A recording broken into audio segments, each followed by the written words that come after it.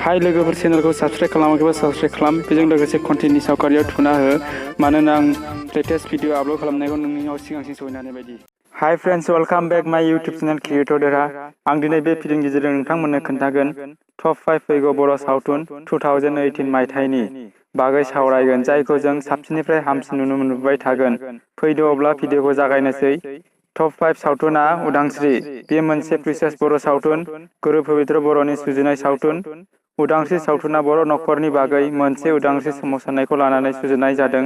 बेनि ससे ट्रेलारखौ नायनो हागोन। गोरिब गुन्दाफोरनो फैसा राननानै मा मोनगोन बिलाय? मा मोनगोन? दिनै नों सोरखौ खोन्थानो खोन्थागोनलाय?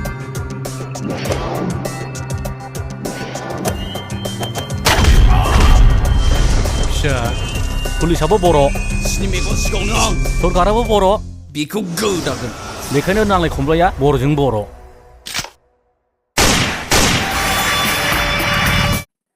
टप 4आ जाबाय फाग्लि। बेयो मोनसे बर' एक्सन मुभि, गणेश बर' सुजुनाय बर' सावथुन। गोदान जाफुबोनाय बलिउडआवबो नुनो मोननाय सिद्धार्थ बर'आ गुबै फावगिरि। नोंथांमोना ट्रेलारखौ नायनो हागोन।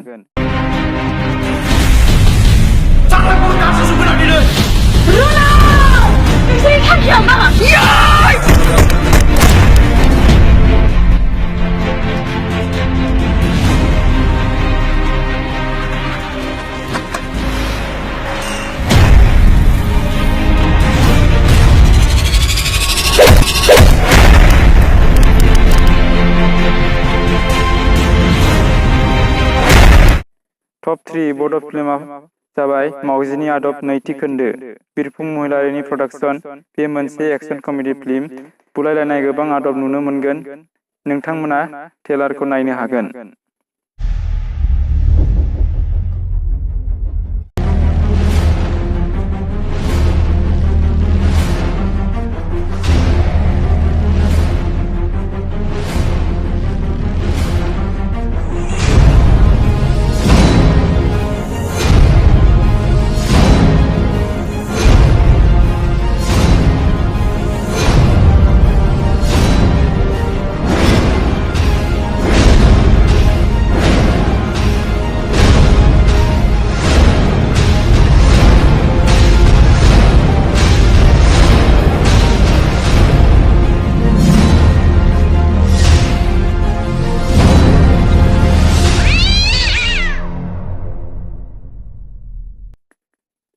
टप 2 बर'नि सावथुना जाबाय आइ लाभ इउ।